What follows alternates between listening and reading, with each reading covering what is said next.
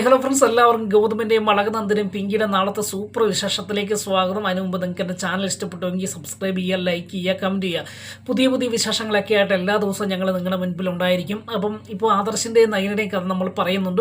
അതിനോടൊപ്പം മെയിനായിട്ട് നമ്മൾ ഗൗതമിൻ്റെയും അളകനന്ദനെയും പിങ്കിയുടെയും കഥയാണ് പറഞ്ഞുകൊണ്ടിരിക്കുന്നത്. എന്തായാലും നാളത്തെ ഗൗതമിൻ്റെയും നന്ദിയുടെയും കഥയിൽ നമ്മൾ പ്രേക്ഷകരായി നമ്മളെ ഒരുപാട് അമ്പരിപ്പിക്കുന്ന വിശേഷങ്ങളൊക്കെയായിട്ട് വരുന്നുണ്ട്. ഒരിക്കലും നമ്മൾ കാണാൻ മറക്കരുത്. കാരണം ഒരു പക്ഷെങ്കിൽ പ്രേക്ഷകരായി നിങ്ങളും ഞാനുമൊക്കെ പ്രതീക്ഷിച്ച ഒരു ഭാഗം തന്നെയായിരിക്കും, അല്ലെങ്കിൽ പ്രതീക്ഷിച്ചതുപോലൊക്കെ തന്നെയാണ് കഥ പോകുന്നത് എന്നുള്ളതാണ് യാഥാർത്ഥ്യം. കാരണം പിങ്കിയുടെ ചില ഗൂഢതന്ത്രങ്ങളിൽ ഗൗതമും നന്ദയും പെട്ടുപോകുന്ന ചില സാഹചര്യങ്ങളൊക്കെയാണ് നാളത്തെ എപ്പിസോഡിലും കാണുന്നത്. എന്തായാലും ഇന്ന് നമുക്ക് ഒരുപാട് പ്രേക്ഷകരായി നമുക്ക് ഒരുപാട് സന്തോഷിക്കുന്ന ചില നിമിഷങ്ങളൊക്കെയായിരുന്നു. പിങ്കി പോലീസുകാരനെ മർദ്ദിച്ചതിൽ പോലീസ് അകത്താകുകയും അങ്ങനെ ഗൗതം വലിയൊരു തീരുമാനമെടുത്തിട്ട് പറയുകയാണ് അവളുടെ മേൽ പിങ്കിയുടെയും അതുപോലെ പിങ്കിയുടെ ചിറ്റയുടെയും പേരിൽ മാക്സിമം വകുപ്പുകൾ ചുമത്തി അവരകത്ത് കിടക്കട്ടെ എന്ന് പറയാം. അപ്പം അങ്ങനെ ഇന്ന് നാളത്തെ എപ്പിസോഡിൽ ഈ CI ആ ഗൗതമിൻ്റെ അല്ലെങ്കിൽ SIPയുടെ നിർദ്ദേശപ്രകാരം ആ കേസ് ഫയൽ ചെയ്യുന്നൊരു ഭാഗമാണ്. അപ്പം പെട്ടെന്ന് സത്യത്തിൽ ഞെട്ടിപ്പോവുകയാണ്. പിങ്കിയും ഒരിക്കലും പ്രതീക്ഷിച്ചില്ല.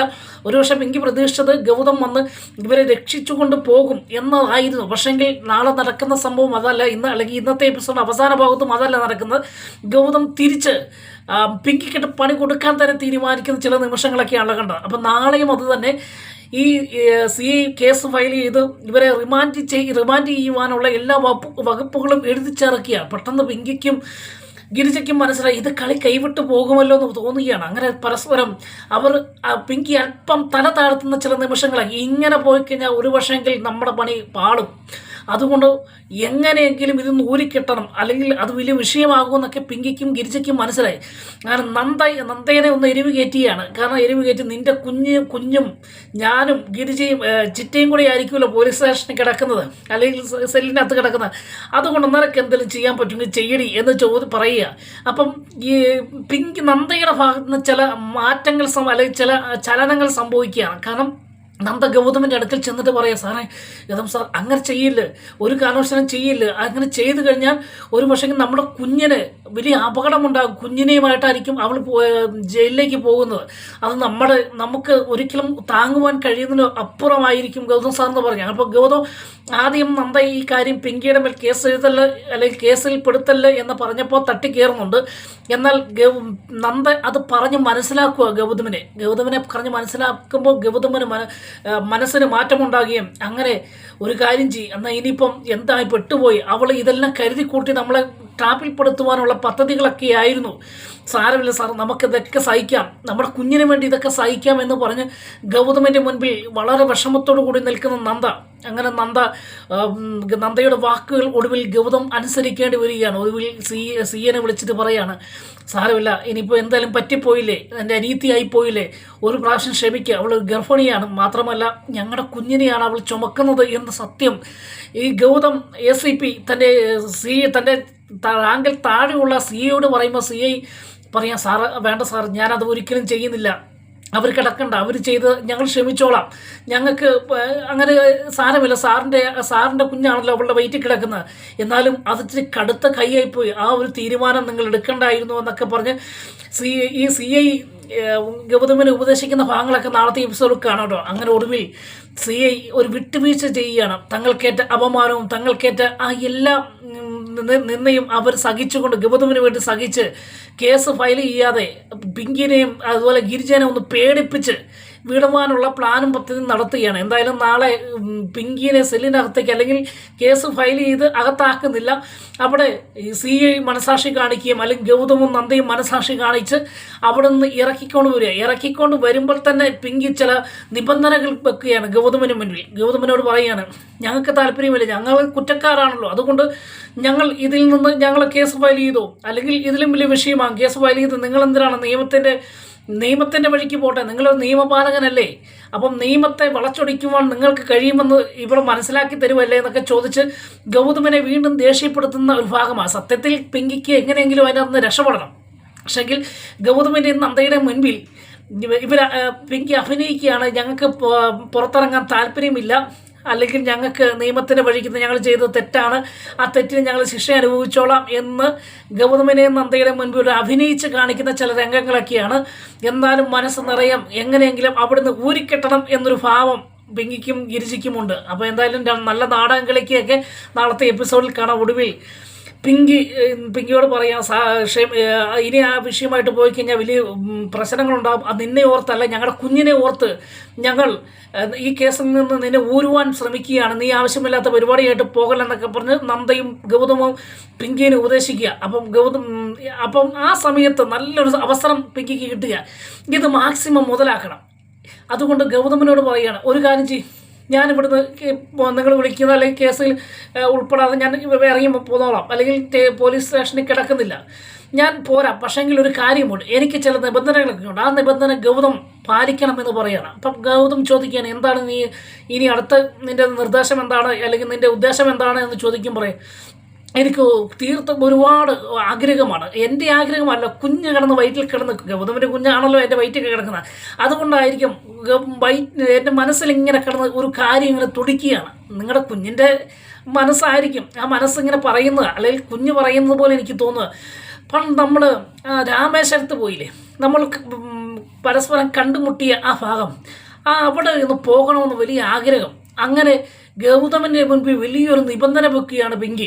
രാമേശ്വരം പഴയ ഗൗതമും നന്ദയും പിങ്കിയും കണ്ടുമുട്ടിയ ആ രാമേശ്വരത്തൊന്ന് പോകണമെന്നും അവിടെ ഒന്ന് ചുറ്റിക്കറങ്ങണമെന്നും ഗൗതമിൻ്റെ മുൻപിൽ ഈ ഒരു നിബന്ധന വെക്കുമ്പോൾ ഗൗതം സമ്മതിക്കുന്നില്ല കേട്ടോ. ആദ്യം സമ്മതിക്കണം, നീ ആവശ്യമില്ലാത്ത കാര്യം പറയില്ല, നീ എന്താണ് എന്നെക്കുറിച്ച് ഉദ്ദേശിച്ചത്, നീ എൻ്റെ അനിയത്തിയാണ്, അല്ലാതെ നീ എൻ്റെ ഭാര്യയല്ലല്ലോ, പിന്നെ ഞാൻ പോവുകയാണെങ്കിൽ നന്ദയുമായിട്ട് പൊക്കോളാം എന്നൊക്കെ പറഞ്ഞ് പിങ്കിയുമായിട്ട് തർക്കമുണ്ടാകുമ്പോൾ എന്നൊരു കാര്യം ചെയ്യും, ഞാൻ വരുന്നില്ല, ഗൗതമിന് സമ്മതമില്ലെങ്കിൽ ഇല്ല, ഞാൻ ഈ പോലീസ് സ്റ്റേഷനിൽ കിടന്നോളാം എന്ന് പറഞ്ഞ് പിടിവാശി കാണിക്കുക. ഒടുവിൽ ഈ കാര്യം നന്ദയെ അറിയിക്കുകയാണ് ഗൗതം. നന്ദയെ അറിയിക്കുമ്പോൾ നന്ദ പറയുകയാണ്, സാർ ഇത് വലിയൊരു അബദ്ധത്തിലേക്കാണ് നമ്മൾ പോയത്, ഞാൻ അന്നേ പറഞ്ഞതല്ലേ, ഇവളുടെ വയറ്റിൽ നമ്മുടെ കുഞ്ഞ് ജനിക്കാൻ പാടില്ലായിരുന്നു, പക്ഷേങ്കിൽ എന്ത് ചെയ്യാൻ പറ്റുമോ, എല്ലാം വിധി പോലെയായില്ലേ, ഇവൾ മാക്സിമം നമ്മളെ ഇത് ദുർബലപ്പെടുത്തുകയാണ്, അല്ലെങ്കിൽ നമ്മളെ നമ്മുടെ കുഞ്ഞിനെ വെച്ച് വില പേശുകയാണ്, ഇത് വലിയൊരു ട്രാപ്പാണ്, ആ ട്രാപ്പിനകത്ത് നമ്മൾ വീണ് പോയി സാറേ, ഇനി എന്ത് ചെയ്യാൻ പറ്റുമെന്ന് ചോദിക്കുകയാണ്. അപ്പോൾ പറയാം, ഒരു കാര്യം ചെയ്യും, സാറിനെ എനിക്കറിയാമല്ലോ, സാറ് പോവും, സാറ് അവളുടെ ആഗ്രഹം പോലെ പോട്ടെ, കുഞ്ഞിൻ്റെ ആഗ്രഹമൊന്നും അല്ലെന്ന് നമുക്കറിയാം, എങ്കിലും സാറ് പോയി ഒന്ന് അവളെ ആ രാമേശ്വരത്തൊക്കെ പോയി ഒന്ന് കാണിച്ചിട്ട് ഇനി പോരാൻ പറഞ്ഞ് നന്ദ സമ്മതം കൊടുക്കുന്ന ചില ഭാഗങ്ങളൊക്കെയാണ്. ഒടുവിൽ നന്ദയെ മനസ്സോടുകൂടിയാണെങ്കിലും തൻ്റെ കുഞ്ഞിന് വേണ്ടി കാത്തിരിക്കുന്ന തൻ്റെ കുഞ്ഞിൻ്റെ ജീവന് വേണ്ടി, കുഞ്ഞിനെ ഒന്ന് ഒരു നോക്കി കാണുവാൻ വേണ്ടി നന്ദ ആ വലിയ ക്രൂരതയ്ക്ക് നിന്നുകൊണ്ട്, അല്ലെങ്കിൽ പിങ്കിയുടെ ആ ക്രൂരതയ്ക്ക് മുൻപിൽ തലകുനിച്ച് എല്ലാം മൗനസമ്മതമാക്കി നിൽക്കുന്ന, മൗനസമ്മതത്തോടു കൂടി നിൽക്കുന്ന ഒരു ദയനീയ കാഴ്ചകളൊക്കെയാണ് നമുക്ക് നാളെ കാണാൻ പോകുന്നത്. അപ്പോൾ ഇത് കേൾക്കും പ്രേക്ഷകരായി നമുക്ക് ഒരുപാട് ദേഷ്യമുണ്ടാകും, സങ്കടമുണ്ടാകും, മനസ്സിൽ ഒരുപാട് പിങ്കിയോട് ഒരുപാട് ദേഷ്യമുണ്ടാക്കി അവിടെ എന്നോട് പ്രകടമാക്കുന്ന പലരും ഉണ്ട്.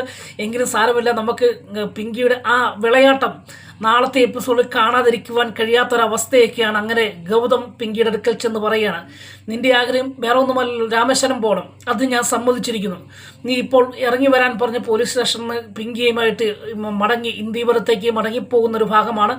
ഈ വിശേഷമൊന്നും ഇന്ദീപുരത്ത് ഗൗതമും നന്ദയും പിങ്കിയൊന്നും അറിയിക്കുന്നില്ല കേട്ടോ.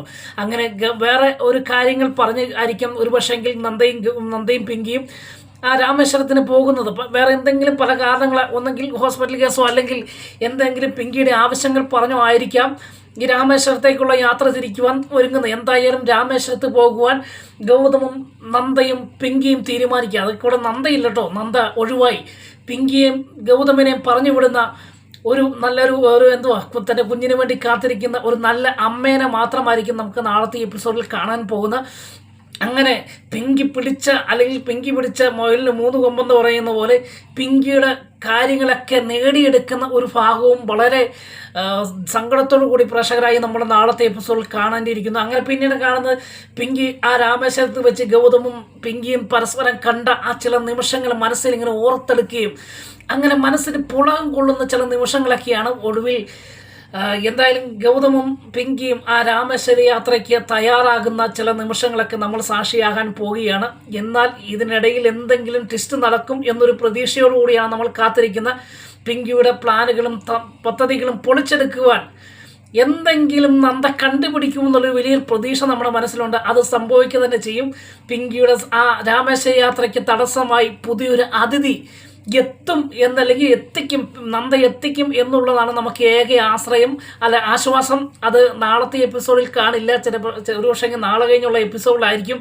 പിങ്കിയുടെ ആ അതിമോഹത്തിന് വിരാമം കുറിച്ചുകൊണ്ട് പിങ്കിയും ഗൗതമും ആ രാമേശ്വരത്തിന് യാത്ര തിരിക്കുവാൻ ഒരുങ്ങുമ്പോൾ ഇവരുടെ മുമ്പിലേക്ക് ഒരു അതിഥി, പ്രേക്ഷകരായ നമ്മളെയും അതുപോലെ പിങ്കിയെയും അതുപോലെ ഇന്ദീവരം തറവാട്ടുകാരെ എല്ലാം ഞെട്ടിച്ചുകൊണ്ട് ഒരു അതിഥി എത്തും. ആ അതിഥി വരുന്നതോടുകൂടി പിങ്കിയുടെ കിളി പോയെന്ന് പറയാം, കിളി പോവുകയും അങ്ങനെ പിങ്കിയുടെ ആ രാമേശ്വരത്തേക്കുള്ള യാത്രയ്ക്ക് തടസ്സമുണ്ടാകുകയും അങ്ങനെ ഗൗതമും നന്ദയും ആ നിമിഷം സന്തോഷത്തോടു കൂടി അല്ലെങ്കിൽ ആ യാത്ര മുടങ്ങിയതിന് സന്തോഷം പങ്കിടുകയും ചെയ്യുന്ന ചില നിമിഷങ്ങളൊക്കെ നാളത്തെ എപ്പിസോഡിൻ്റെ അവസാനത്തോടു കൂടി നമുക്ക് കാണാൻ കഴിയുന്നുണ്ട്.